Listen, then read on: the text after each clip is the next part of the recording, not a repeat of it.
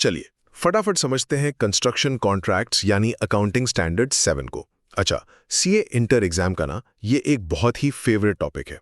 अब आप सोचिए, जो बड़े बड़े कंस्ट्रक्शन प्रोजेक्ट्स सालों साल चलते हैं, उनका प्रॉफिट लॉस आखिर दिखाएं कैसे। AS7 बस इसी पजल को सॉल्व करता है ताकि फाइनेंशियल स्टेटमेंट्स हर साल एक ट्रू एंड फेयर व्यू दे। तो इसको मास्टर करने के लिए सबसे पहले समझते हैं इसका कोर टूल।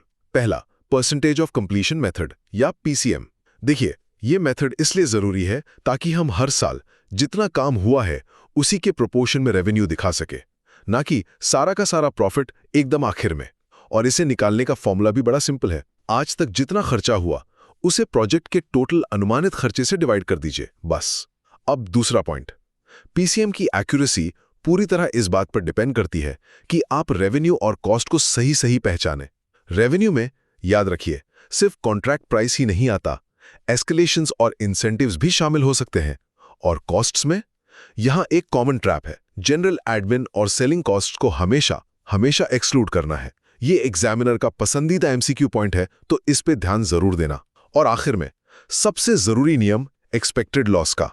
देखिए, अकाउंटिंग में हम होने वाले प्रॉफिट्स को पहले से नहीं मानते, पर लॉसेस को जरूर मानते हैं। AS7 कहता है कि जिस मोमेंट आपको लगे कि इस प्रोजेक्ट में तो लॉस होने वाला है, तो आपको वो पूरा का पूरा लॉस तुरंत उसी साल बुक्स में दिखाना होगा। इससे फर्क नहीं पड़ता कि प्रोजेक्ट सिर्फ 10% ही क्यों ना पूरा हुआ हो। ये एग्जाम का एक हॉट फेवरेट एडजस्टमेंट है फॉर श्योर।